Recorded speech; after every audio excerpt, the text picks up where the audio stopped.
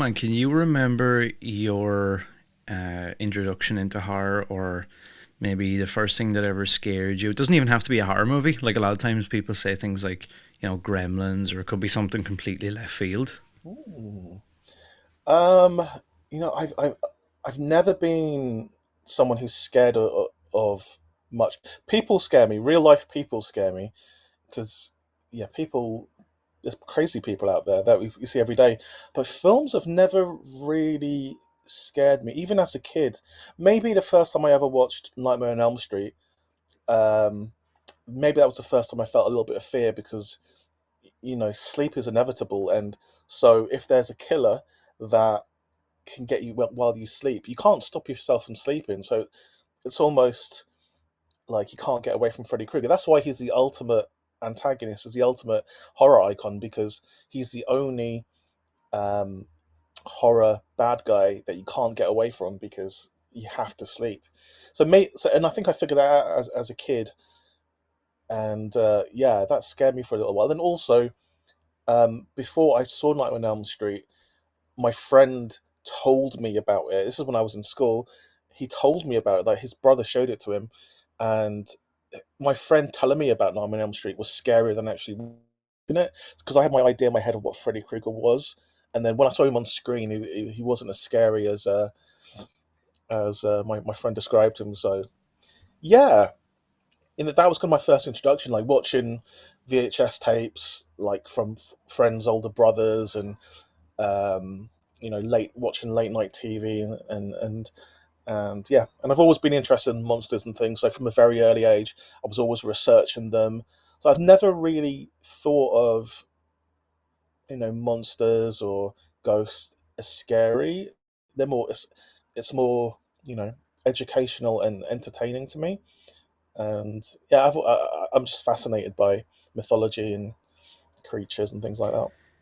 Yeah, and it was something that I always say to people. Like, I have that vivid memory of, being in Blockbuster or wherever, and Hmm. like seeing the artwork for a movie, and that scaring me more than when I actually saw the movie. Like the idea, I remember I used to walk by, uh, I think it was a Hellraiser. I don't know if it was one or two that had like Hmm. Pinhead right on the cover, and I Yeah, always one. remember looking at that, and I was like, that's got to be like insane. And I remember seeing Yeah. it and being like, I loved it, but I was like, it wasn't as scary as it was in my head. Oh yeah, and like the VHS box for don't know if you've seen the House movies, Yeah, yeah, yeah, but but just like the disembodied hand, like on the cover, like that scared me for some reason. I don't know why, but those VHS covers, they were there to draw you in. Like even though a lot of the things you see in those covers aren't in the actual film, um, those lurid like illustrations or like photo manipulations uh, are there to draw you in, and like I miss that. We don't really get that. I yeah. mean, I guess on some of the thumbnails on like Netflix, you get an idea, but I really like the ones that push the limit of grossness. Yeah, I always kind of long for that because I feel like it's a lost art. Do you think that it's something that's completely lost, or is there a way to like bring that into the modern age again? Um, I think like streaming services like Shudder and Arrow, I mean, they're run by people who kind of know what horror fans want, and so the thumbnails they use, I guess thumbnails is the equivalent of covers now, because that's what draws you in to watch the film. You see the thumbnail, so yeah, and like there's a film I was involved in called Scare Package Two, and Scare Package Two, they kind of use that kind of 80s Yeah, VHS font and cover. So and there's companies like Fright Rags as well, who and Cavity Colors, whose T-shirts are very much about that kind of incredible artwork that you used to get on the VHS covers. yeah. I actually I had a chat with Ben who owns Oh, Fright Rags a nice. while back, and Yeah. it was one of those things where I was like, I specifically buy shirts. I can't remember the name of the artist, but there's a guy who does that, like that particular style for them. Ghoulish Gary, is it? Yeah, Is it his could name? potentially be, yeah. Mhm. And it was just like kind of unique to hear that he was like, yeah, that's like his thing, and like so Mm, many people message us, and they yeah. always want like that version of whatever their favorite movie is on a Hmm. T-shirt. So I guess from an early age then, and from seeing these movies, was was it at that point that you were like, this is something I want to be involved in, or this is something I want to do as a career, or was there like a pivotal moment for you where you were like, because you strike me as somebody who uh, would probably do this for free and couldn't see themselves doing anything else. Yeah, well, I'm sure you're the same. As a kid, you don't know being a filmmaker is an option, and like, yeah, you're based in Ireland, I'm based in the UK. That you never told that being a writer, director, producer, filmmaker is an option. When you're at that age in school where they say when you have a careers day or whatever, it's never creative. Yeah, It's never filmmaker. So, and I just thought it was an American thing. All the films I used to like was American films. Um, so I just didn't think it was an option. So you just write for fun. You read a lot, you watch a lot, and uh, yeah, it took a while for me to like realize, oh, this is something you can actually like do, and you can make things yourself. And just like everyone else, like messed around with video cameras as a kid and a teenager, making stupid little films with your friends, little sketches, try to emulate things you've seen in movies. Uh, using ketchup as bloods, and sellotaping aerosol to a fake gun, so you could light it, and you could have the pretend you're in aliens with their flamethrowers and stuff, dangerous stuff. But everyone did it. Um, but no, even now, like it's hard for me to call myself a filmmaker because it feels like it's not a real thing. Because yeah, I think it's because over this side of the Atlantic, and there's hmm, very few people you can look around at and go, oh, okay, you're doing the same thing. So there's a lot of imposter syndrome going on, but uh, yeah, I just wish at an early age kids were taught they could be filmmakers, and they were nurtured that way, because film school is expensive, um, and we don't really have the resources here, or the space, and um, yeah, it's a shame. It's not really. I mean, you could do film courses at university and college and stuff, but they're more about film appreciation and studying directors rather than the practical way to make movies, which I think is really really important. So yeah, I it was only 10 years ago maybe that I like made my first short film, and yeah, never looked back. I was gonna ask actually. It's funny that you brought up imposter syndrome. That was going to be my next question because I'm always fascinated by that. So that it's safe to say then that never truly goes away, no matter what point you get to. No, it might dim a little bit, but you know, like as you probably know, like, I'm a massive horror fan. All I care about and think about is horror, and I had done from an early age. So to people tell me, and I read charts and things of Host being the scariest movie of all time, and Empire magazine and Total Film putting Host in the top 20 horror movies of all time. Things like that reminds me, okay, we done something pretty cool, and think of I should consider myself like that I've achieved something rather than an imposter. But no, I don't think it ever goes away, and I think it's healthy to feel like you don't belong there, because it makes you try harder. I think if I rested on my laurels, I was just like, okay, cool, I'm in now. Like I don't need to do much anything else. It'll stop me from pushing to do something more like interesting uh, and different, because I'm still very much of the mind that, oh, I need to actually do something that will like leave a bit of a legacy. But and then I just like, oh, we've kind of already done it with Host. That's it's done first time out the gates. But like I just think there's bigger stuff to do. There's different stuff to do. There's different genres to conquer as well. It's not just horror. And I guess being at the point you're at now, dealing with maybe nerves or to kind of further that imposter syndrome thing. Um, how do you like deal with that? I find a lot of people, and myself included, I say like, this is the thing I want to do. I don't want to be involved in anything else other than this specific place. And then you get opportunities maybe to do that, and then like the nerves start to kick in, and you have a bit of like, oh God, am I? Is this going to work out, or am I good enough to be here? Or what if I mess this up, or what if I look like an idiot? Is that something Hmm. you deal with, and how do you kind of push through that? I think nerves is healthy. I think it makes them more exciting. And again, I think if you were like ultra confident all the time, you might rest on your laurels and you might not push harder. I think nerves is very healthy and it's very human because it's normal to make mistakes. It's normal to not know things. It's normal to get things wrong. Um, and you're gonna make mistakes no matter what you do. I'm sure even Steven Spielberg, he gets on set and he makes mistakes every now and again, or he says something and his DP might say, "Actually, Steven, I think we should do it that way," and the Steven go, "Oh yeah, yeah, you're right." I'm sure that happens all the time, and I think you've got to watch out for the people who are like ultra confident and think they're right all the time because they won't be. Yeah, They won't be.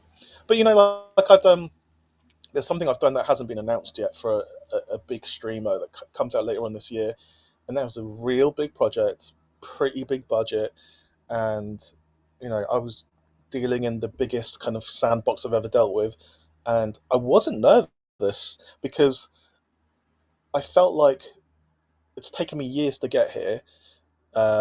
I should just try and enjoy it as much as possible. So, and like I built up a really good team around me. So, and I always just use the same people over and over again. So, I had a lot of my friends around me.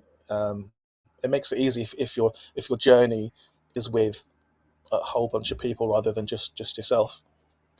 yeah, because it's kind of a strange thing, and I'm a little bit fascinated by that idea of, we all say we want a certain thing or to be in a certain position, and then not everybody, but like I hear stories of people then who get, their opportunities or get put in a position and just Yeah. like fall apart with like overthinking or nerves or whatever it might be, and you're like, I'm not supposed to be here, I shouldn't have done this.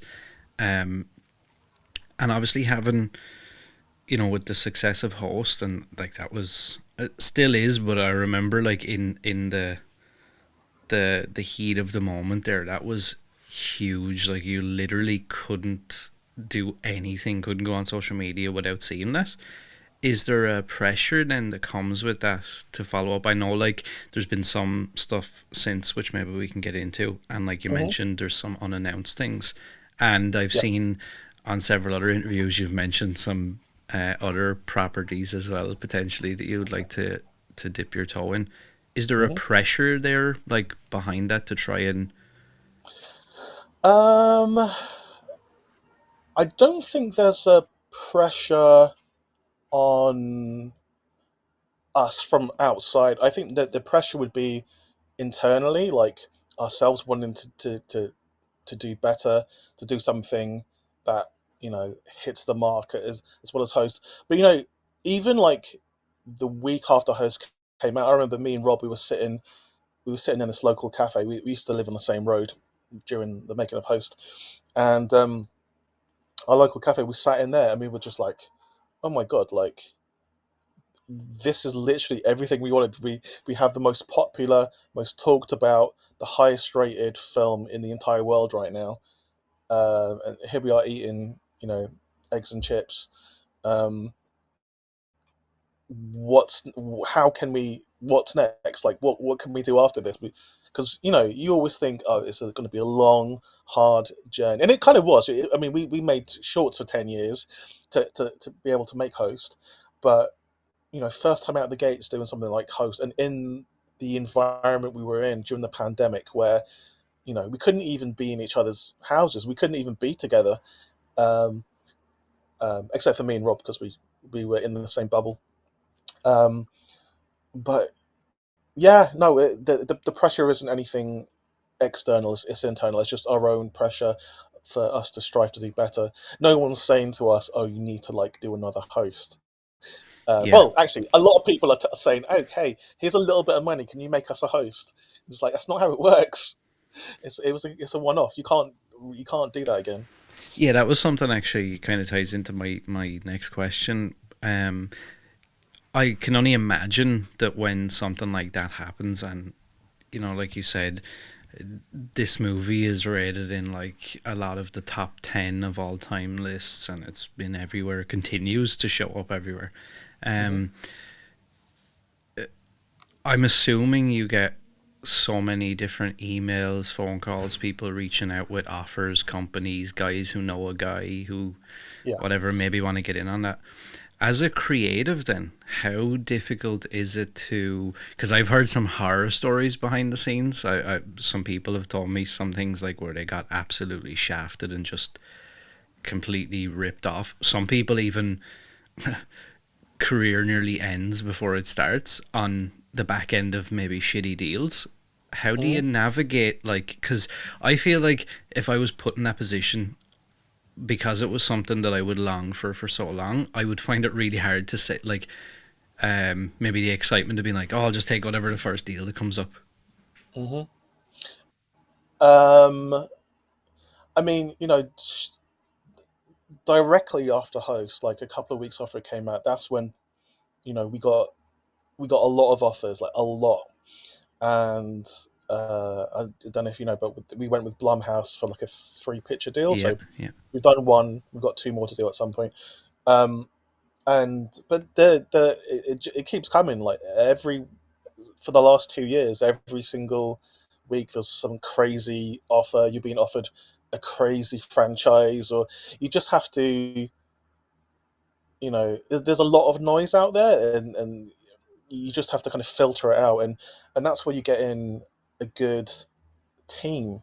You get after Host, I got a really good manager who filters that stuff for me, and I said, just send me the good stuff. I'm not interested in doing something for someone else. I'd rather just write it myself and make it myself. Um, so I've got a really good manager. So people who's extremely well respected. So I'm only offered like the good stuff. People yeah, don't really come to me directly. It goes well, sometimes they do, but it goes through my team. And then I've got like a good attorney in America as well to make sure my deals are fair, basically. Basically, yeah, the very because of Host, I have like the best manager and the best like lawyer in like Hollywood, basically. It's Steven Spielberg's like law firm, the law firm that he wow, uses as well. So like, yeah, it's a real good. So there's like peace of mind knowing like every contract I sign is as good as it possibly can be. yeah, Um, so yeah, that's one way to do it. But I mean, I know that's difficult if you're not coming off the back of like a hit movie. But I think become friends with like an entertainment lawyer, and like a friend of mine is friend with an entertainment lawyer. He does all her contracts for her. Um, but yeah, it's difficult, and I think that the best way to do it is not try and do everything by yourself, and because if you do, then yeah, you're going to make bad decisions. You need to bounce like ideas and things off other people. Um, but yeah, there's lots of offers that come in, and I say no to like 99.9% of them because I don't want to do a sequel to a horror film that I don't like. yeah, You yeah. know, it, and yeah, I'd rather create one from scratch. Um, is maybe you've just answered that question. I was going to say, is it difficult? I don't know how much you can say or want to even say, but I'm assuming you've probably been pitched or asked about existing IPs. Is there one in particular, or a few that pop to mind that you kind of think I would really like to? Not so much I don't want to say like, oh, a Nightmare on Elm Street Part 25 or anything like that, but is there anything that you would like to get your hands on and either reimagine or expand on? Um, I would do a Nightmare on Elm Street. I know Lee Cronin wants to direct Nightmare on Elm Street. I'll write it for him. I've got a really, really good Nightmare on Elm Street take. Really, really, really good. So, yeah. So get in touch, Lee, fellow Irish guy. Yeah, I Um, like that. I like that idea. yeah, I'll write it. I'll write it with him. Like it's, I'm sure he's got his own ideas. So there's that. There's every single big horror movie you can think of, like has come my way. Um, I don't want to like name names, but there's a lot of like classic horror movies that studios are trying to remake as well, and obviously, and I don't want to do a remake just for the sake of doing a remake unless it's something that like just blows me away. Um, I'd rather take smaller horror movies that I like Night of the my favorite film of all time is this 1984 film called Night of the Comet, Yeah, yeah, and I'd remake that in a second as a TV show, as a film, as whatever they want. I'd do that. I would do Chopping Mall as well. Um, those kind of 80s films that are like not very appreciated with the kind of wider audience. I know the horror fans love it, but there's ways to do these things with a commercial mind, I think. And obviously, probably the thing I'm like most well associated with is Blair Witch Project. Um, and yeah, I wouldn't, you know, I mean, I've spoken to like Lionsgate and the production company, but who owns the rights now for Blair Witch a ton of times. Um, I don't think a film is the way to go. To I know they keep trying to do a film, and it's not gonna work because they don't want to do found footage or proper found footage, so that's why it doesn't work. But a TV show, like I think you might know, but me and Ed Sanchez, who's the original writer director of Blair Witch Project, we're friends, and he came to me and was like, "I wanted to do a Blair Witch TV show," and he was like, "You should write, you should direct some of the episodes." I'm like, "Hell yeah!" So, and then he told me the story he wants to do, and it's so good. So, and I'm seeing him in a couple of weeks actually. So, um, we can discuss it a bit more. But I'd love to do Blair Witch TV show. There's so because the mythology is so deep and it's never really been explored properly, and yeah, I'd yeah. love to. I'm a huge, and I was kind of hoping you would bring that up. I'm a huge, like so much so that I have the Black Hills Forest Oh wow, that's an awesome tattoo. and Wow, the nice. the Blair Witch on me. I actually know Ed quite well. He sent me some stuff, some signed stuff, Oh, amazing. a couple of years ago. He was actually the first person that I ever interviewed for the podcast ever. No, Nice. no experience, nothing, and I was so obsessed with the Blair Witch Project that I was like, you know what I'm gonna do? I'm gonna be really cheeky and reach out to this guy on Facebook and just see what happens. He gave me like 4.5 hours of his time. I think we recorded for like an hour, and like we just talked all sorts of ideas, different things. I actually, what started the whole thing was I have that I got years and years ago before the house was knocked down.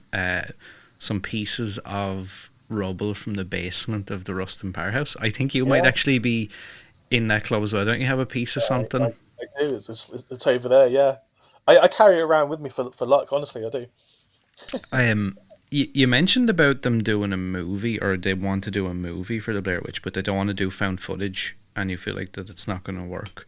Do you Mhm. think that if it was done through found footage, that you could make it work? 100%. Yeah, yeah. I've got a take on it, and that's approved by Ed, and it's very similar to what he wanted to do if he was going to do a sequel to the Blair Witch Project. So it's very similar, coincidentally. Um, and when I spoke to them, to Lionsgate and the production company who's making whatever this new one's going to be, if they do it, they were like, "This is the best. This is the best thing we've heard." I'm like, "Cool. Like, get in touch when you're ready." Um, so yeah, I've obviously got a take on it, and uh, I know all the players involved. I would get the original cast back as well, and it would make sense. Um, yeah, it's one day maybe, or that's something to explore in a TV show version. But I guess if they make this new film, I know it was like semi-announced, but it was more like leaks. I don't. It was nothing official. Um, if it gets made and it's not found footage, I'm going to tell you now, it's going to kill the franchise. Like, because Blair Witch is a found footage film. It's the daddy. Doing anything else is a diluted version of what this is. I'm Yeah, actually going to Burkittsville in a couple of weeks. Um, nice. so yeah, I'm back there doing stuff. That's like my that's like definitely I sometimes because I feel like this changes from time to time, but I always cited Blair Witch as probably my favorite horror movie ever, just Hmm. because of I think um that feeling that it gave me, and it's one of the few movies like obviously I know once you know that it's not actually a thing, it kind of changes the dynamic, but I feel like that I can dive back into it and like I'm and similar to I think something like Host, um it's made in such a way that it makes it easier to kind of maybe suspend your belief a little bit and kind of get back into that world. And I feel like Blair Yeah, Witch has such a rich lore. Like, I mean, even if you look online, people have kind of made up their own like ideas of what yeah. potentially.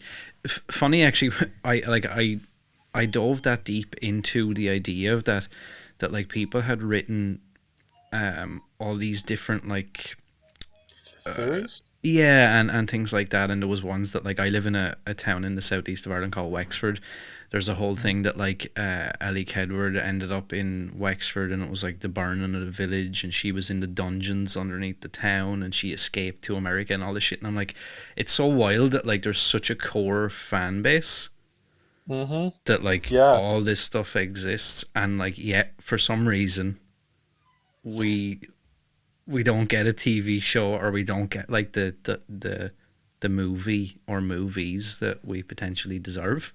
yeah. I mean, it's because Blair Witch 2 killed the franchise, and the 2016 Blair Witch, I actually like a lot of it. I think I like it more than most people. I think the end sequence is really, really cool. I really like it. Um, it just wasn't Blair Witch.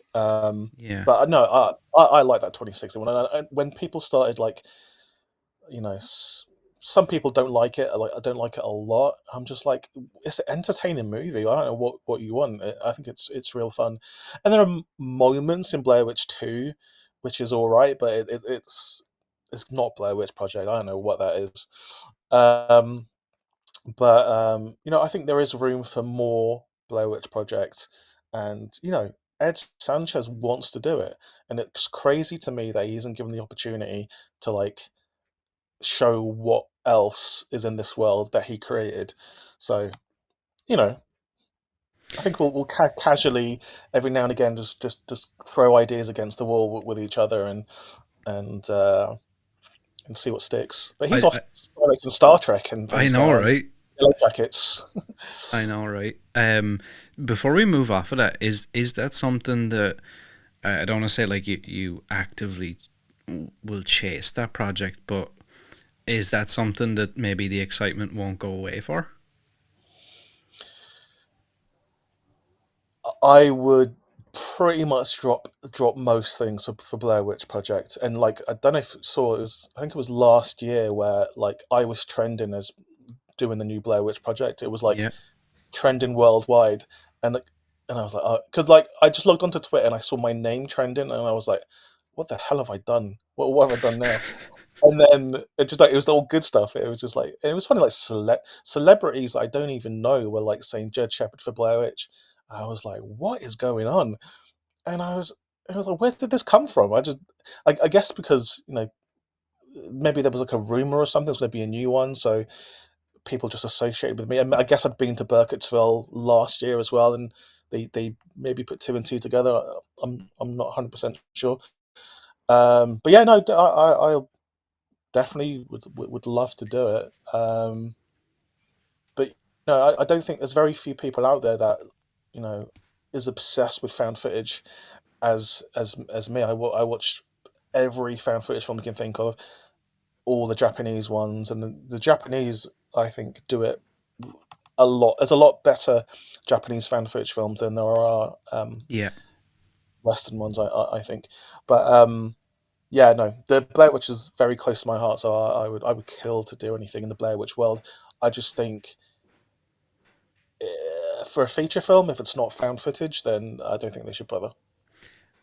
Is it a good sign? You mentioned that you were in Burkittsville last year. You're going to be in Burkittsville again this year. Is that can for people listening to this or watching this, is that a good sign or is that completely unrelated? Um,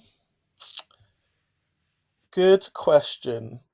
I mean, it's good for me, and there are various Blair Witchy things I'm involved with outside of a TV show or a film that I can't talk about. Um, but yeah, yeah, it's the 25th anniversary of the Blair Witch next year, so there's going to be a lot of Blair Witch things happening. Um, and if they're clever, they'd get a new Blair Witch film out for next year, for Halloween next year, but they need to start shooting like now, basically. But yeah, well, Maybe that's why you're we'll going. see. I, well, I'm going to hang out with Ed and go to the forest. Never know, Go- something might happen. Yeah, like I feel like there's potential, like you mentioned, next year's the 25th anniversary. If done correctly, I feel like Blair Witch should be everywhere next year.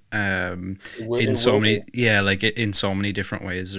I don't know if you've seen it or you've had a chance to play it. The Hunt a Killer. They released the I've got it. I've got Hunter Killer. I just haven't played it yet. No, they sent same. it I to me. played the first one and like I have both seasons, but I haven't actually finished it. But I was so obsessed with it that I was like, I don't even want to like open these envelopes or anything. I just want to keep everything. Yeah, I've got. And it's still in the box. It's still in the box, weirdly. But yeah, they sent it to me straight after I came back from Burkittsville the last time. Um, but yeah, I should dive in. At Um, okay, moving on from that because if not, I'm probably gonna get you in trouble because I'm not gonna be able to help myself asking all these questions. Um, like so since all this has happened, you've there's been talks of a Sam Raimi project. Obviously, you've got the Blumhouse stuff. Um, right now, obviously, I know there's probably a lot of things that you can't talk about, but like as regards anything that maybe you can talk a little bit about, where are you at right now, or what do your days right now look like? um, so there's like a writer's strike in America right now. Yeah, So a lot of the sure. American side is kind of like on pause, which is fair enough. But there was a lot of films about to go before that, so hopefully they just pick up where they left off when this is all over. Me and Rob together we've signed like we have multiple films that we've signed up for on the dotted line, so we have to make these films at some point. I think we have like together 6 films, maybe Wow. 7 films that are contractually obliged to do together over the next few years. Um, but that's like with Rob directing. Um, and then yeah, I just did something for a big streamer which will come out later on this year that I think people will enjoy. And Sam Raimi helped me with that as well. He's basically my mentor. So you know he helped me with that, and then we're looking at some other things to do. Actually, one of them is a remake that um, we're looking to do together, but it's not a horror film. Like weirdly, it's a sci-fi film that we want to remake. So, and I've written it as well. I wrote it over the last year, basically, not last 6 months. Um, this remake, so maybe. Um, and then yeah, but I'm always just like, Sam, just give me an Evil Dead, man. Like, why are you waiting? Maybe he's waiting for me to like blow up a little bit more, and then he'll just be like, okay, here's Evil Dead. Um, and what else? I'm involved with a TV show in over the side of the Atlantic, where I'm going to be um, exec producing it and writing directing the final episode, a horror thing, which I think will, I haven't even written it yet, but I think we have to start shooting by the end of this year. And then, just writing movies. I wrote this crazy movie for somebody else to direct about 6 months ago. It's not been announced yet, so I'm not going to say anything, but it's a crazy monster movie. Um, what else? Yeah, I mean, How do you it's just have never. any time in a day? I like, is that normal for a filmmaker, producer, writer, director? Uh, is that normal to have? Because I've had a lot of these conversations, and I never really hear that like of, oh well, we've got like 6 movies on contract here. I've got a TV show thing starting here. I've wrote a script for somebody. I've done this for somebody. I've done that. Like, is that normal, or is that just how you like to work? Is like keep that creative thing flowing? I have no idea if it's normal because I don't know what's normal. Like again, we're over here. I'm not part of Hollywood. Yeah. I'm just like, cool. You want us to make a film? We'll sign up. Cool, done. Um, and don't forget, it took me and Rob were making years. So like most of our short films have been turned into feature films as well, and they're part of the series. We've signed like some big deals with some big companies, and Rob's just gone off. He just did the Boogeyman recently. Um, so yeah, we're doing things together, and then we're doing things separate, um, and that's good. We can go and learn from other people, and then come back and do the things that we have to do together. You mentioned Sam Raimi there a little bit as being somewhat of a mentor. Hmm. I got invited to the European premiere of Evil Dead Rise, and I had a chat. Actually, funny, we were coming Oh, out were of you there? Was the I there? Was in it in Battersea? no, it was in sorry, the Irish premiere Oh, the Irish Premier. Okay. um in in Dublin, and I bumped into Lee coming out of the toilet, and like we just had a quick chat, and he said that the same thing about Sam, about like that kind of mentorish aspect of him. Yeah. Is that like bizarre for someone like? Because I feel like a name like Sam Raimi, everyone's like, oh yeah, it's like horror royalty, Evil Dead. He's my favorite director. That's the funny thing. He's my favorite director, and now I can get to speak to him like whenever I want. And um, he helped me lots on my last project, like script stage when I was shooting it, and then in post as well. Like um, he's just really, really, really cool. And all through the pandemic, and actually all through we were making Host and Dashcam, me and Rob were speaking to him about this other project. And we were like, writing it, and we were acting it out on Zoom with each other and stuff. And Sam was acting it out as well. Sam's a good actor, actually. Um, so like I've the last few years, like I've kind of known Sam Raimi, and then it's only in the last year that it's been one on one and sort of a whole group of people. So Yeah, yeah, he's awesome, and I think the fact he doesn't have to filter himself, I guess. He's just he with me because like he is just a film geek, and he'll throw in like a random reference, and it'll be like it'll take everything in my brain to understand what that reference is. But luckily, mostly I know what it is. Um, but yeah, he's just a fan of knowledge. His last film made $1 billion, Doctor Strange 2. So he's great. He's great. He's yeah. been there. He's done it, and if he tells you, I think you should do it like this, you just listen to him because he knows exactly what he's talking about. Um, but yeah, it'd be fun to work with him on more stuff, and I'm sure like I will.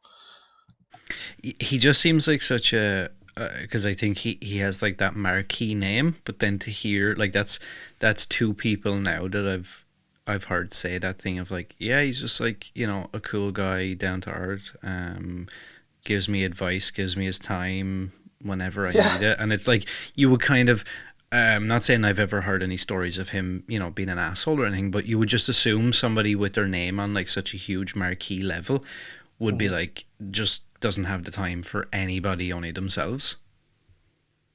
No, he's no, he's honestly great, and it is sometimes I have to pinch myself a little bit, like, and I probably do take it for granted a little bit. Like when I'm about to jump on a Zoom call, I'm with him. It's just like, oh, this is with Sam Raimi. This isn't just with like a mate or something. This is like Sam Raimi. Um, but yeah, he's a good guy, and he has he keeps trying to like find me stuff to do.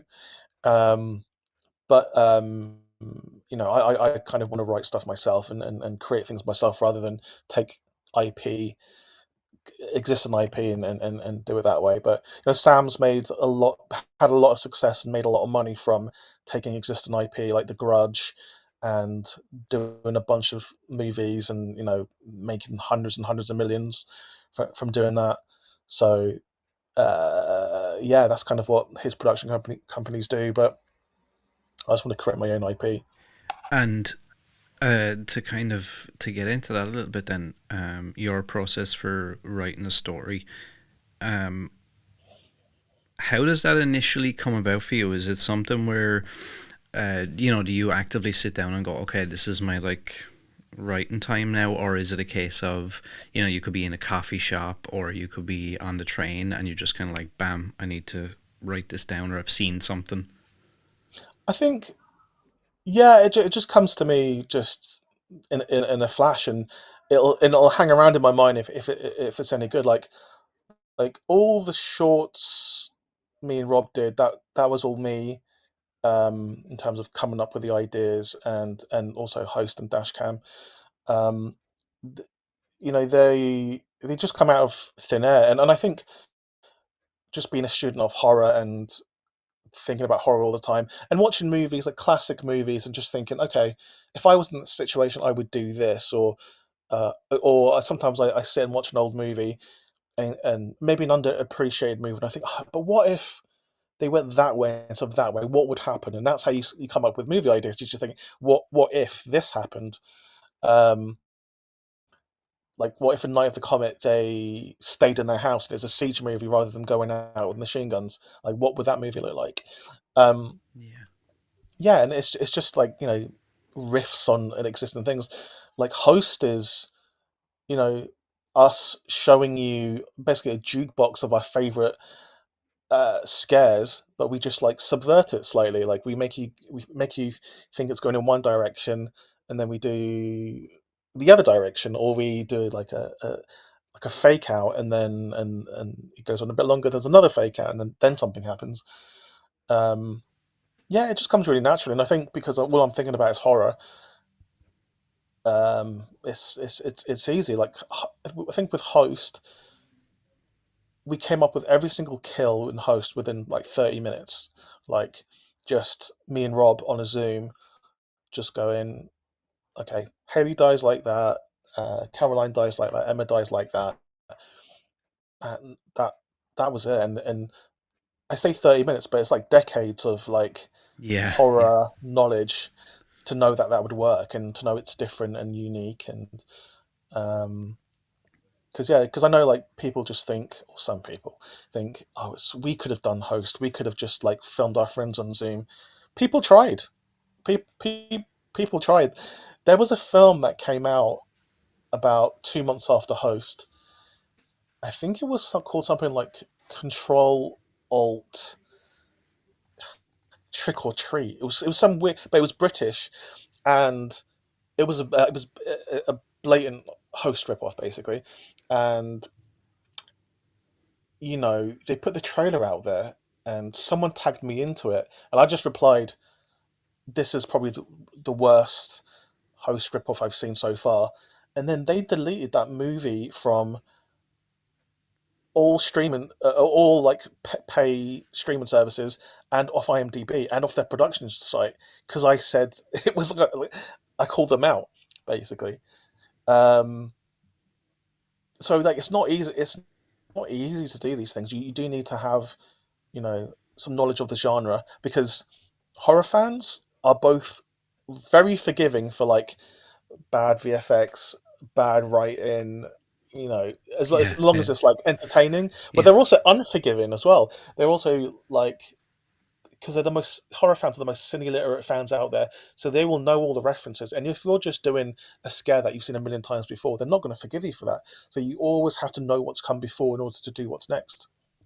Yeah, that's something I always say. Like, there, it can be the most supportive community, but they also have no problem in like calling people out on their bullshit or people like ripping stuff off. Yeah. Um, when you when you craft a story or an idea, you mentioned a little while ago that you had written a script for somebody else to direct of a monster movie or something like that. Hmm. When you're writing these things, what are some of like the deciding factors of, this is something I would like to direct, or this is something I want somebody else to do? Is there a process there that you go through? For that one in particular, there was already I got paid to do it. Basically, there was a director that was already basically waiting for it, so I just wrote Okay. it, knowing that it wouldn't be for me or Rob. A really good director, by the way. So, but I'm literally just writing stuff that I'd want to see in a horror movie myself, and every horror set piece is I'm always trying to do something different or subvert a horror convention that we've seen a million times before and try and do it in a unique way. There's only so many times you could do like quiet, quiet, quiet, and then something jumps out. Um, so yeah, you just have to keep thinking of new ways. And I think the best way to do that is watch as much horror as possible and from around the world, not just from America. Um, because Asian horror is incredible, and they're always coming up with cool, interesting ideas as well. So if you tap into that and what other cultures are like into, I think that's yeah a good way around it. And also like I studied English literature as well, so I know story structure and Hmm. why things work, not just how they work, but why they work, and um, and yeah, and you always have to be thinking. And this is a tip from Sam Raimi. You always have to be thinking about the audience and what they're thinking at every moment. You you have to be thinking, okay, what's the person in the cinema right now thinking? Like, is he scared or is he Yeah. bored? You just got to keep thinking of that, and you've got to keep the audience entertained. And I think we have a real problem in Europe, especially in the UK, actually, about making art house movies. Like, it's cool. Make arty movies all you want. That's fine, but then don't complain that nobody watches it and our film industry is dying because we should be making movies that reach a bigger audience in order to keep our film industry alive. Because, for instance, the film funds that we have in this country, like from the BFI are great for what they do, but they put money towards more art house projects. It's never like commercial projects. It's never horror, which means they're not making any money back because who's watching those niche movies besides a very niche audience? You should be making films that a lot of people see, so that money goes back into the pot, so you can fund other movies. Um, yeah. So That's so when I write, I write with a commercial um, sensibility. and I like that answer because I think it's a real answer. And we have a similar problem here in Ireland. I think it was like towards the tail end of last year it was announced. It's like a town over from where I live. They're building like a 20 million euro production studio on some like Oh. huge plot of land that has like a manor and everything attached to it. It's like a $3 million mansion on this property. But from what Hmm. I've been hearing rumblings, it's like one of these probably exclusive clubs that's going to be like. It's probably just Hmm. going to be the same thing again, just siphoning money from something and then not making anything. Yeah. I mean, Ireland's a little bit better at giving money to horror filmmakers, though. just a little bit.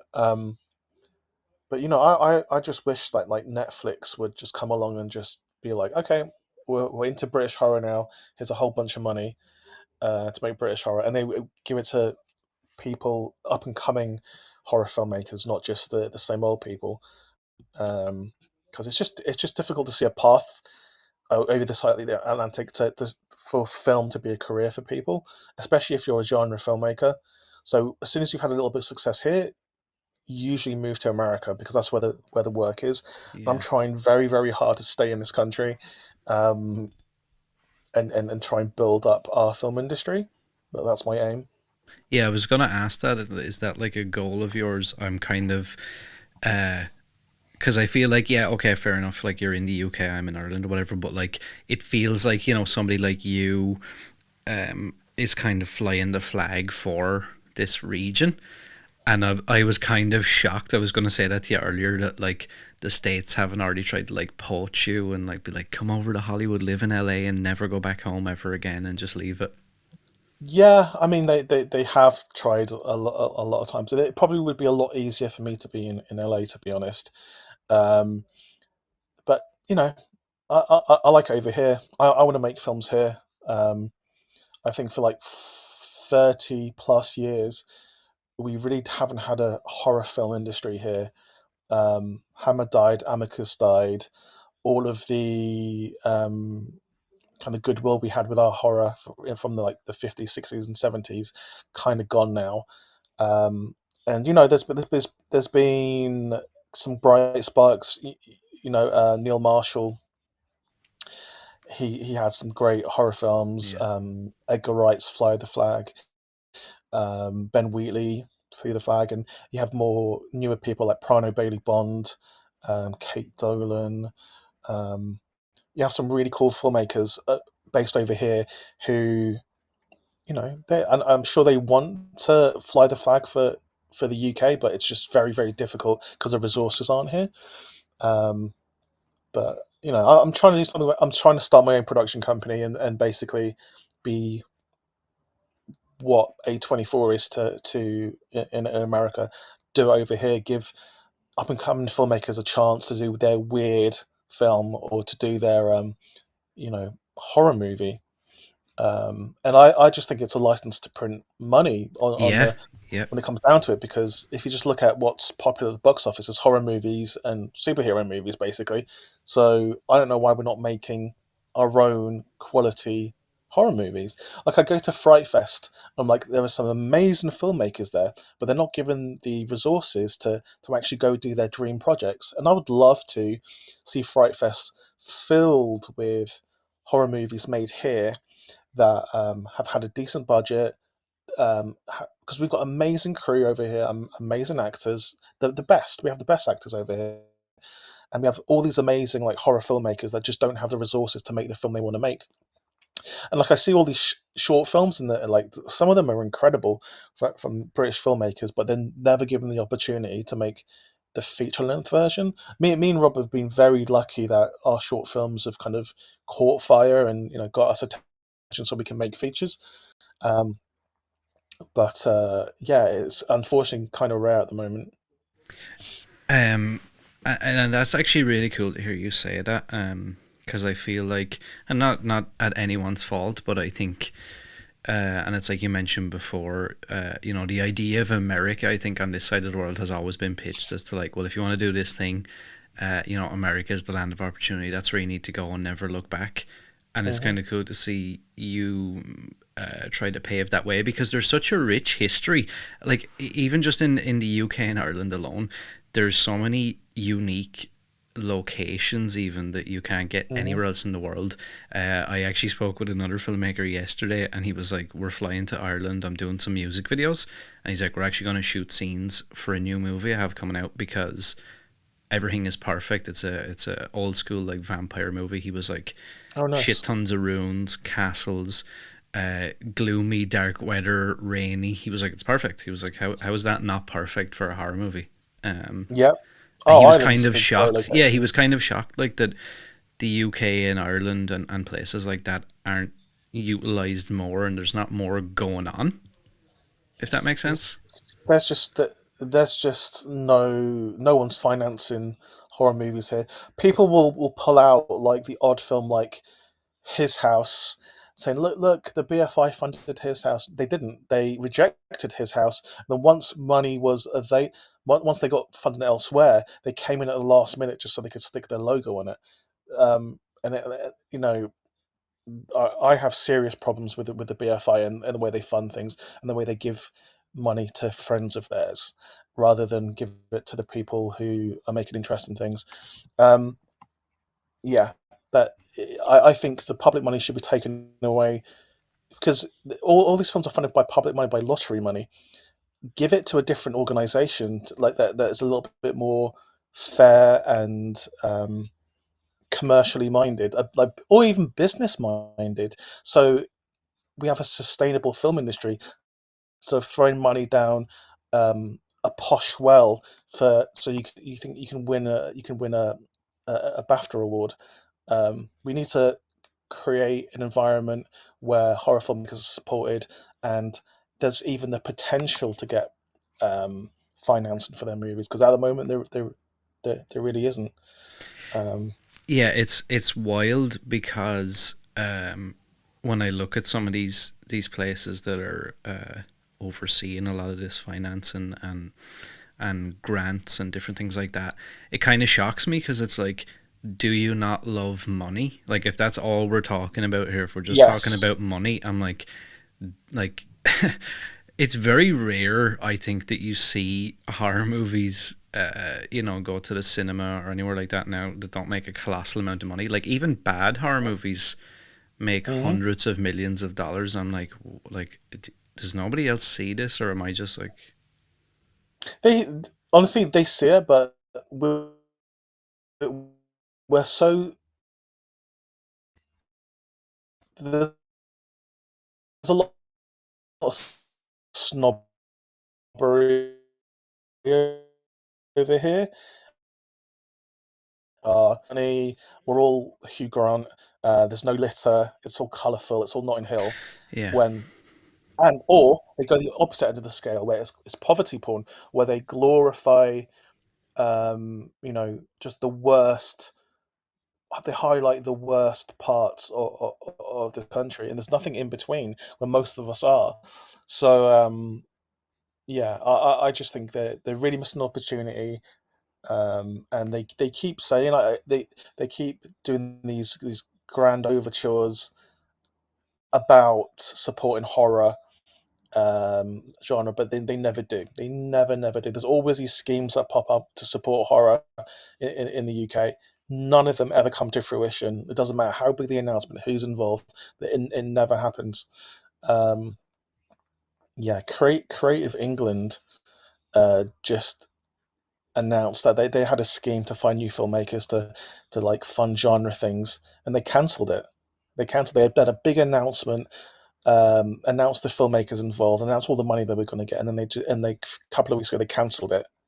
And it was like, wow, why do you think wow. that is? Like, because I've even seen that here where things, maybe on a smaller scale, but like things get announced or like there's this big fanfare about something. Like I just mentioned about this 20 million euro thing, and then all of a sudden, like they start to like backpedal, and it's like, well, it'll be used for this thing and that thing, and everything's already set in stone, so nobody new try and get in on this now because I think it's yeah. People fear um, that they'll be written out of history. They because they don't understand horror. Maybe they think that it'll show them up or expose them. Maybe, and a lot of these art funds they don't consider horror art. They consider horror like base and absolutely for undesirables. That's what they think horror is because they have this warped sense of a certain type of horror. But you have stuff like A24 doing the Ari Aster stuff, the Jordan Peele stuff that shows that horror can be high art and can win you Oscars. And so they're running out of excuses now why they're not funding horror, and we will never find a British Ari Aster, a British Jordan Peele because there's no one taking chances. It's really, really, really, really rare. Um, and what it's going to take is for people, I guess, like me and Rob, like Ben Wheatley, Edgar Wright, to form some kind of alliance, or like call it out when we see it. Um, like I have to actually next week. I have to go do this. I'm being interviewed at the Comedy Store, which is actually very appropriate, about film financing, and I'm gonna just say it straight. I don't know what this audience is there for, but I'm gonna tell them the harsh reality is that it's really, really difficult to get stuff funded. If it's genre, if it's a costume drama, cool. You'll probably get it if that's what you want to do, and fair enough. Um, but I just want to make fun stuff. Do you like? I just like fun horror. Where's our Evil Dead? Where's our where's the next Dog Soldiers? Yeah, and this is the thing, and like it's so shocking then because when people like yourself, or even you mentioned earlier, Kate Dolan, who actually I'm doing, I can't announce it yet because it hasn't been officially confirmed, but me and her are doing something really cool for the 50th anniversary of The Exorcist at the end of the year. Oh, Um, nice. I love Kate. Love her. yeah, and like, but then they're shocked when like people like you guys end up not even through choice. Sometimes it's just a necessity of like, look, if I want to do this thing I want to do, I've got to go to the States or I've got to go elsewhere.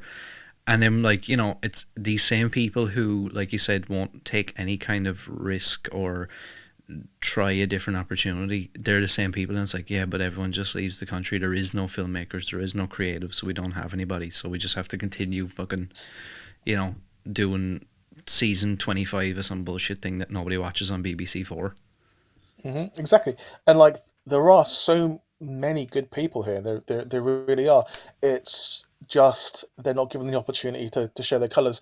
Like, and if they get enough money together to make a short, then I always think shorts are your best chance in this country of getting noticed and getting someone to take a chance on you. Like, if you're having trouble getting your feature made, try and make a short, or make a short of it, and then you're more likely to get people coming after you to make the feature version, because they've hedged their bets a little bit and they can see you can do this concept. Um, but yeah, we're living in the dark ages in terms of like horror, British horror, um, and it's slowly getting there. Like, yeah, Kate, Prano, um, yeah, me and Rob, Rose Glass. There's a few filmmakers that have come out with horror films from this side of the Atlantic, and have done pretty well and flying the flag. But it's not enough. There should be 100 times more people that you could name off the top of your head that have made British horror movies that have seen the light of day, but you can't. It's wild even to kind of harken back to Lee Cronin. hmm Oh, and Lee, of course. Like over no, but and the only reason I was going to mention that was because obviously he done Evil Dead Rise, and I remember around the time of all that, when it was first announced, there was like a little bit of press and stuff here in Ireland from some of the newspapers and different media outlets. Then it all kind of went away, obviously. But then when the movie was getting ready to be released, might have seen like maybe probably less than five articles or posts anywhere.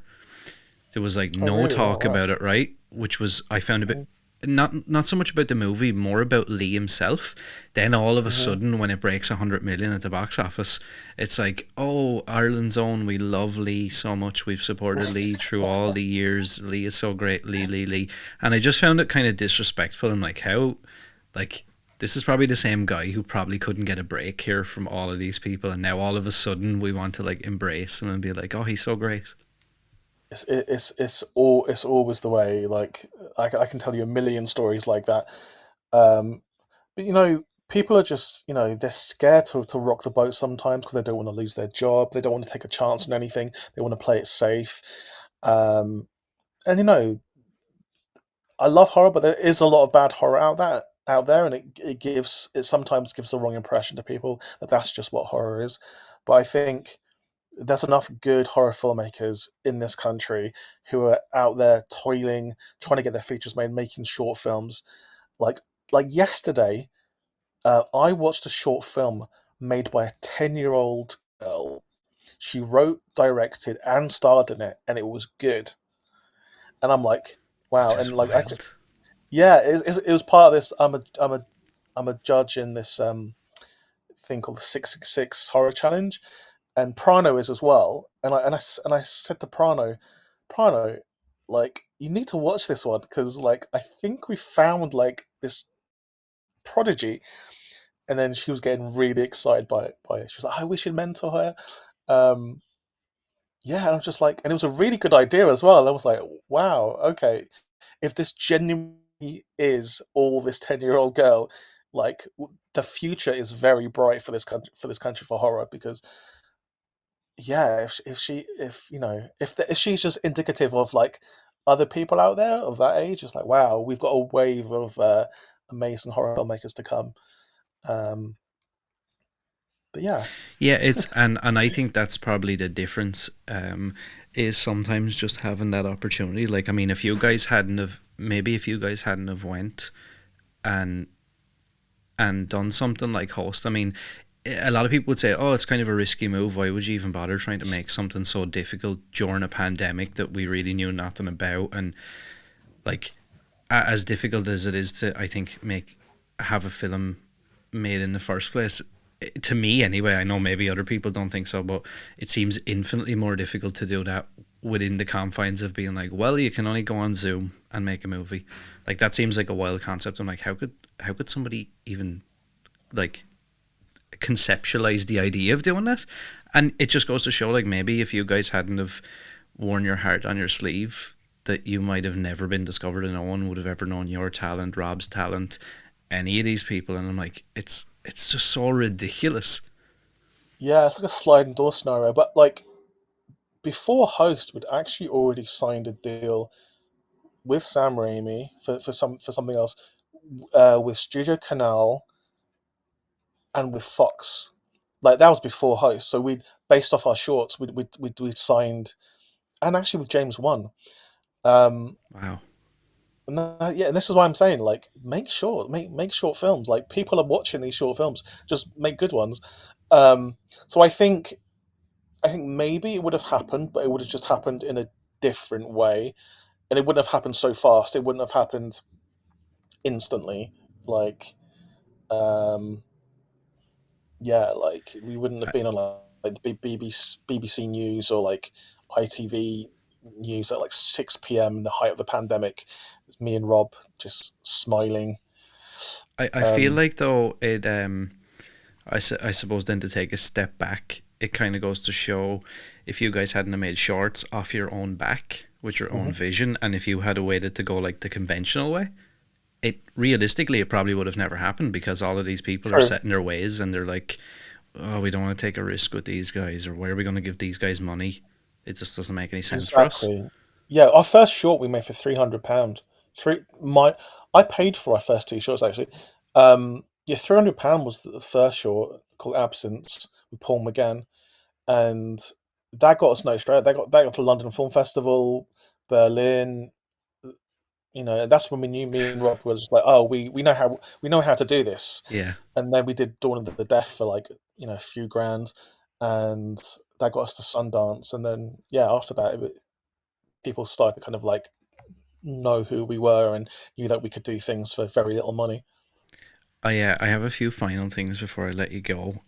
Mhm. Do you have any comfort horror movies or movies that you find yourself, you know, revisiting often, or if you're trying to write or work or something, maybe you put them on in the background? Um, the Evil Dead trilogy is up there. Army of Darkness for sure. Um, like I said, my favorite film is Night of the Comet, so I watch that all the time. Um, Blair Witch Project, I watch Blair Witch Project like 10 times a year because I'm always like screening. Every time it's screened somewhere, especially around Halloween, obviously I watch it a Yeah, bunch of times. Um, some I've watched Host a lot. Like when it was on the BBC, it was on BBC over Halloween last year. I watched it again, and like that for me, it's a comfort film because just looking at my friends, like, Yeah, yeah, and actually, yesterday I was with all those girls for someone's birthday. So yeah, it's just nice to see your friends. All happens, even though they die one by one. Um, it's quite comforting to watch that. Um, what else? Yeah, I mean those ones, and I think Dark Man's one as well. I yeah. watch Dark Man all the time. That's comfort. It's just funny to me. Um, Funny actually. You mentioned Darkman, and I love Larry Drake so much, mhm. and like he is so. I remember one of the first horror movies I think actually I ever saw when I was like super young was Doctor Giggles. I don't know Oh if you yeah, remember that yeah, one. yeah, And yeah, like I yeah. remember like I look at it now and I'm like this is in no way scary, but as a kid I have family that live in New York, and at Mhm. the time we were in New York and I remember seeing the DVD cover or the VHS or whatever it was at the time, and I was like, oh, this looks weird, and like everybody was like out in the pool or something. I remember putting this thing in and like hit play, and like instantly I was like frozen in terror, even though it was goofy, but I was so young at the time. I was like, Yeah, this is horrifying. yeah. I mean, for me, horror in general is a comfort. I love being in that world. I guess the first couple of Scream movies as well is definitely up there as comfort movies. Um, yeah, and all the Nightmare on Elm Street as well, especially three. I watch that all the time. Um, and Poltergeist, the classics. Yeah, yeah. Dawn of the Dead. Do Yeah. you collect anything now, like at this stage in your life? Do you still collect stuff? I have a very, very, very big VHS collection, VHS horror collection. Nice. Um, I would say it's probably up there with like one of the biggest VHS horror collections, probably in the UK. Um, yeah, and I've absolutely everything, That's everything on something that VHS. doesn't go away then, though. No, yeah, and I do screenings like I was doing screenings once a month with a couple of friends where we screen to a big cinema screen. We link up a VCR and we play horror movies because a lot of people haven't seen these classic horror movies on the big the younger generation.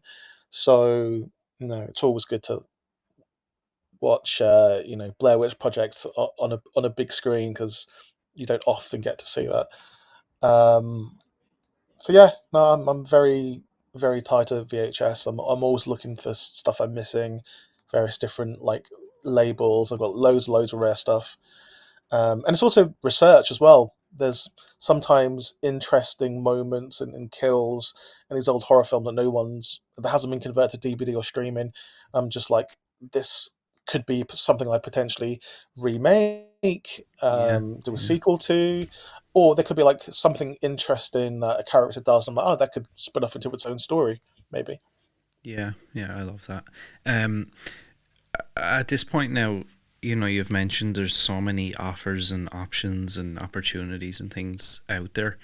Um, what motivates you and like inspires and drives you at this point? Is there, a particular goal or dream that like you have on your bucket list that's like this is something I need to do before I die? Genuinely, I host ticked off all my bucket list items up till that point, but now obviously I've got new goals. Um, I just want to make films that I like. I'm not really making films, writing films, directing films for other people. I'm just making things that entertain me. Um, but like one thing I want to do is help produce other people's stuff and get other filmmakers films made, and maybe I could use the kind of contacts that I know and the path that I've now trodden for the last couple of years to help British filmmakers get their stuff made. That's what I really want to do. Um, find new talent, and again, I want to start my own production company. Find new talent, bring them in, help them get their films made. Because and like I know all the big horror players, and like in America as well. So when it comes to casting, I can get pretty much anyone. Um, and I know that I've got the best team over here, so it's just simple. Just we just need the money. So and that money will probably come from America, but it'll be a British film because it's made over here, British team and actors.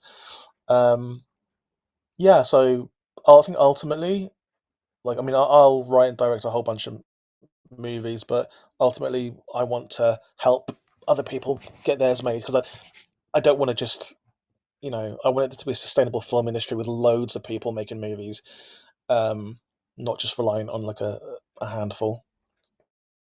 Yeah, and I think that's a really important thing as well. I think that you're doing like using your position to do that. I feel like, and I'm not saying people do it.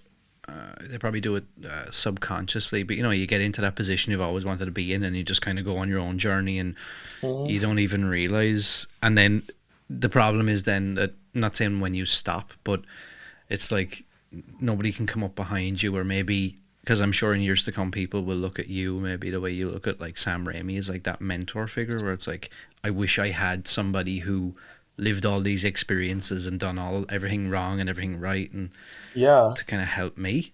and there's not too many people in the UK you can look to see have taken that path. Um, so yeah, like Lee Cronin's a really good example. Edgar Wright, Ben Wheatley. These people have they've trodden the path. They've put in their hours, their time doing short films and making weird little things, and they found success. Um, but yeah, sometimes you can't reach those people, and I guess I'm very reachable.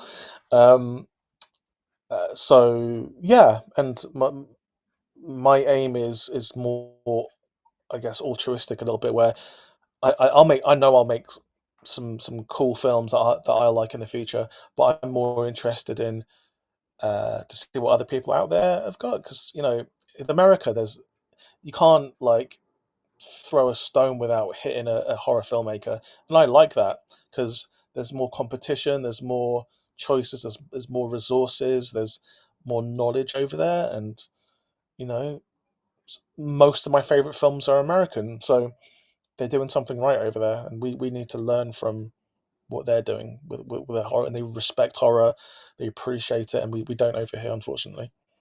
I have two final questions. One is kind of a twofold. I was going to ask you, like, do you have any advice for somebody who wants to try and insert themselves specifically into the horror genre in any capacity, whether it be as a writer, director, just in the general sense. And then, I mean, do you ever find it difficult spinning all these plates, like in the sense of being a fan at the core of it all? So, like, trying to and also wanting to consume horror a lot and read a lot of things, but then also creating your own stories. And then, like you mentioned, you do screenings. You're a judge for the London Horror Society thing. You're doing this here, you're doing that there. Is there ever a fear of burnout, or how do you deal with that, and like maybe sometimes switch off that creative brain a little bit and go, okay, I need to reset Mm. for a minute? I'll answer your first question first. The so my advice to up and coming filmmakers, horror filmmakers, is very simply just watch a lot of horror movies. You've got to you've got to know the genre in order to write it. I know there are some amazing people out there who maybe don't know a lot about horror. They can still make a great film because they're a great writer, but I think you kind of need to know what's come before so you can do what's next, because you don't want to be leaning into cliches, doing things that other people have done before. You need to, or if you do, you need to know how to subvert it so it's not just a direct copy.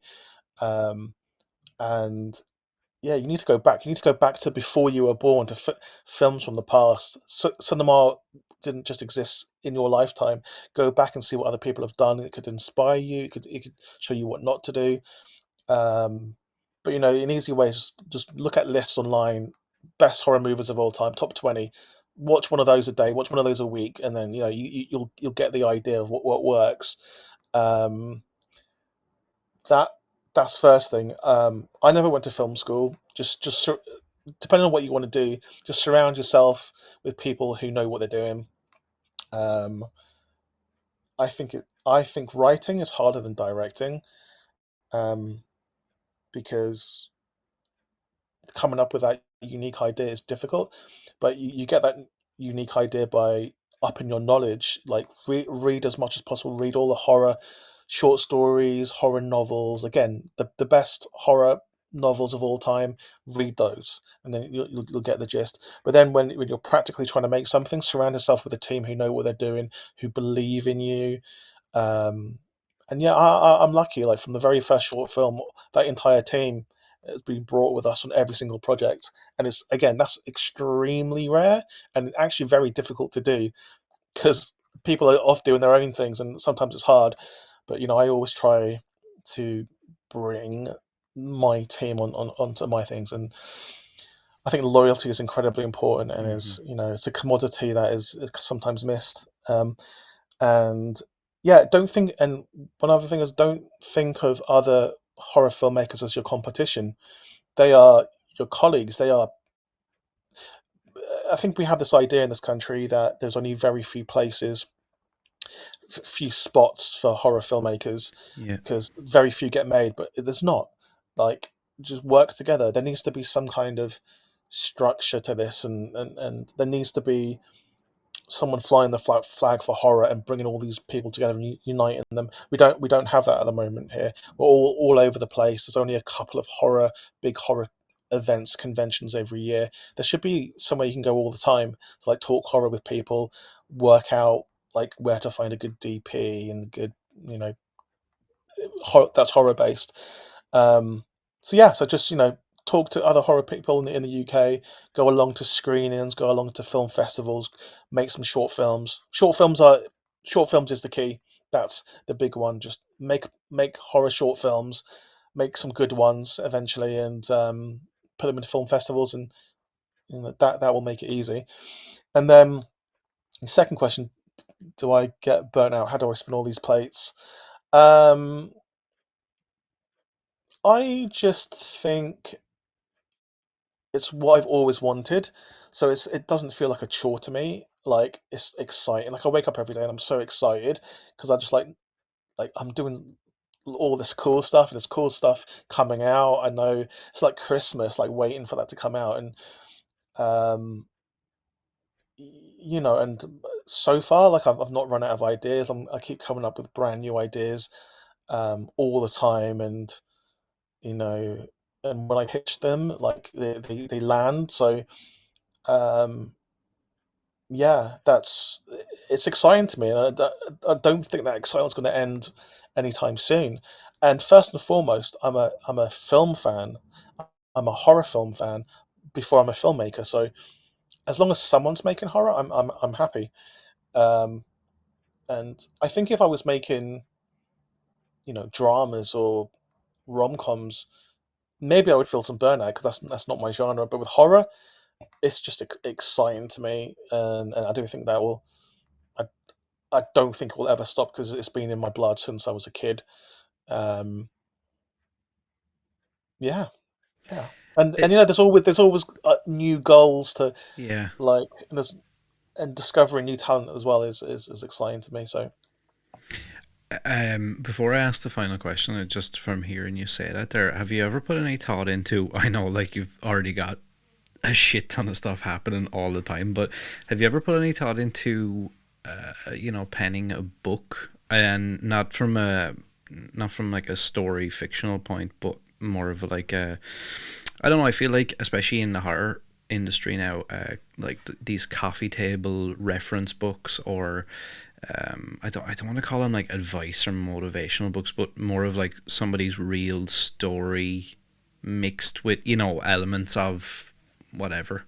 yeah, I mean, I still think my story is just at like chapter one. So like maybe at some point, um, I don't think I've achieved enough to quantify like a biography or anything, or even like an advice thing, because I think everyone's journey is different, and I don't think anyone could have the exact same journey as me. Um, but I think maybe a little further down the line I'll do it. But um, yeah, right now I'm still learning myself really. And I think if someone's someone says that they know everything, they're lying. And I think it's healthy just to keep learning and to admit that you don't know everything. And I definitely don't know. I know a lot about horror, but I'm sure there's stuff out there that I can learn and I need to know. There's authors I haven't read. There's horror films out there that I haven't seen. Um, so you know, I have to. And I mean, I've seen everything, but new ones are coming out all the time. So I need to find time to watch that. Um, and yeah, but I am writing a book. That's the other thing I'm doing. But it's a short story book, with the idea. It's 12 short stories, and every single one of those short stories are basically pitches to films. Oh, Um, I love that. That's a cool idea. I like that. so yeah, so I've done about half of them, I would say. Well, I've done over half, but I only like about six of them. So hopefully by the end of the year, I'll have that finished, and then before the book comes out, I want to pitch them the stories around various different places to try and sell them. Um, yeah, That's a cool idea. I like that. That reminds me of Blumhouse put out a book a couple of years back. It was like a collection of short stories, and I remember as I was reading it, I was like, these all sound like mini pitches for like potential movies or something that could be turned into a TV series. I thought it was a kind of a cool idea. I'm sure Um, that's what it was. It was to see the reaction to certain stories to see if they're going to make into a movie. um, Obviously, everything for everybody listening to this, or if you're watching on YouTube or Twitch or anywhere like that after the fact, the links to everything that Jed is involved with and all his social medias will be down below. Is there somewhere in particular that you would like to direct people to, maybe either if they want to support you, follow you, or is there anything that is up and coming that you can talk about that you want people to support? I mean, I'm just Jed Shepherd on all social media, but I'm actually taking a little bit of a sabbatical from social media because I've got so much to do and like I get distracted very easily. So for maybe the next month, be on social media unless it's an emergency or I need to promote something. Um, but yeah, I think after I come back from Burkittsville, maybe I'll post some stuff. But yeah, just find me on Twitter. That's the easiest. Twitter, Instagram, and you can see what I'm up to. And but I often don't tell anyone on social media what I'm up to until it's done and out. Like I'm not that kind of person who goes, "Oh, I'm working on something right now. You're never gonna believe it." And here's some pictures of the in progress. I'll never do that. It's always going to be like, bang, here it is. Um, yeah. Yeah, I've noticed that with you actually, and it's because I know it's probably not something that you actively do or whatever, but I feel like it keeps this like massive interest. Like every time your name gets mentioned, there's always like this kind of mystery around. Like I see people on Reddit and it's like, oh, I heard he's doing Blair Witch, or I heard it's like this secret project. They're gonna do like Evil Dead crossover. At one point, Did someone say that? Okay, that's interesting. I Okay. actually heard your name at one point. I'm not sure if it was on Discord or somewhere. Because at one point I had a pretty big Discord server, and people were like, "Oh yeah, I think he's working on he has a relationship with Sam Raimi, and they're looking at bringing Ash into the Freddy versus Jason versus Ash comic book thing." And I was like, "Huh." And then I was like, I didn't like, obviously I had no context as to where any of this came from, but I was like, started to kind of want to believe it. I was like, yeah. I was like, yeah. I mean, I would do that in a heartbeat. I love the comics. Um, yeah, I would do that in a heartbeat. Freddy versus Jason versus Ash. I would drop everything to do that. So you've heard it here now. So anybody who wants to make that happen, Jed will be on board. It's so hard. There's so many different studios involved to get that made. It's really hard. Like the one thing that me and Rob were doing, we I have to be careful about what I say. We wanted to put some Evil Dead stuff in there, and it was very difficult to do that. Basically, but yeah, like like you know, I, I'll do anything Sam wants me to do. I'll I'll do. I'll work on. So yeah, if it's Ash versus Jason and Freddy, I'm up for that. That'd be so cool. I wish we had have got that. Okay then. So final question before I let you go: why horror, and what does it mean to you? Horror is, I think, the most inventive, most eye-opening genre there is, and there's a reason why all of our favorite filmmakers started with horror. Spielberg, James Cameron, um,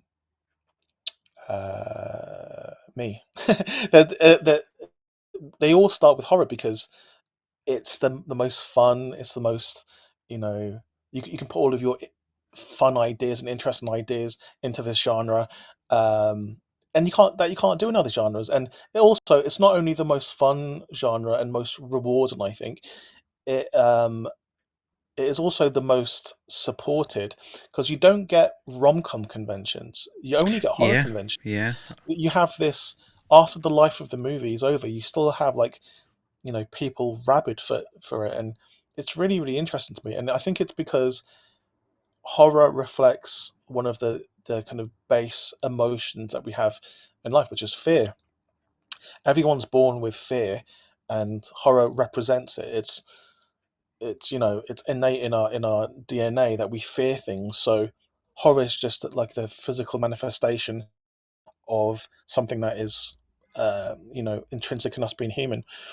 Um, so that's why I think in general people love it, and why I love it. But um, there is just nothing else has come along that's affected me or been more entertaining to me than horror movies. And the fact I get to do it like now, like as a job, is crazy. And yeah, I'm gonna ride this roller coaster till it crashes, basically. I love that, and I had a conversation actually yesterday with one of the producers for Terrifier and Terrifier 2, and this guy Which was one? Phil Falcone, Oh, okay. and he was a Wall Street. He worked on Wall Street for 30 something years, and then had like really bad health, had open heart surgery, and just Oh like wow. through I don't know, a series of events ended up that he made a movie called Joe's War about like soldiers dealing with PTSD and stuff like that. And from there, he met Damien, and then that became a little bit of a thing. And he was like, you know what, I can help with some of the money and some of the this and that. And this dude is nearly 67 now, and he basically said exactly what you said. He was like, I had no real interest in horror before this, and he was like, this has given me like a whole new lease on life. I feel like I'm 20 years old again. He was like, I go to Nice. conventions and I see guys who were in horror movies from the 80s, and they can still Yeah. kind of be young. Aside from making some Hmm. money and doing things like that, they can still kind of be young. They don't have to sit in the retirement home, or, because a lot of people, I think, just live out their existence, and it's just like, oh, that's just what you're supposed to do. Yeah. And he was like, it's just been so eye opening to see how the horror community, when it gets behind something, it's just so supportive. Totally. And I think one of the things that keeps me excited by it is like the fact that now more than ever, horror is becoming more and more and more mainstream. And I you know, I want to be there when it is accepted as, and not just thought of as the worst possible kind of entertainment by some people. So I'm waiting till, especially in the UK, till it's respected, till it's up there winning BAFTAs. It's talked about on TV shows all the time. That's what I'm waiting for, and I know it will happen in the next like 5-10 years. There just needs to be, you know, a whole bunch more horror films and filmmakers that kind of break through this ceiling that we've created. Yeah. I think I've taken up enough of your time today, especially for a guy who has probably 5 million projects that he currently needs to be working on. Uh, Cheers. this has been a pleasure, man. It's been an honor, actually. I've wanted to talk to you for Oh, thanks, man. quite a Thanks. long time. I hope we get to do it again in the future, because I'm I'm, sure we will. as a, I mean, I started this whole thing just because I'm such a fan, and I didn't realize at first how many other people just wanted to hear the same thing I did. Like, I would want to have this conversation with you regardless if nobody was listening. It was just Yeah. nice that when I found that there was so many people who were like, yeah, I want to hear that. That's awesome. And yeah, if you ever make it over to London, let me know, and we could do it over a pint. Yeah, 100%, 100%. And likewise, if you're ever in Ireland, same thing. You know, I may be in Ireland later on this year, maybe around Halloween. I'm trying to Interesting. figure that out. Yeah. Interesting. For anything in particular? Um, People will probably there, start with the theories already. They're like, oh, he's making a movie, he's doing something. there's some filming involved, but like I'm working out the details. I don't know yet. Okay, cool. Um, yeah. Yeah, we'll keep in touch. And Yeah. yeah, this has been a pleasure, man. Like I said, I appreciate your time and Yeah. wish you all the Thanks for best. asking me, man. Yeah, you Yeah, too. of course, man. Cheers.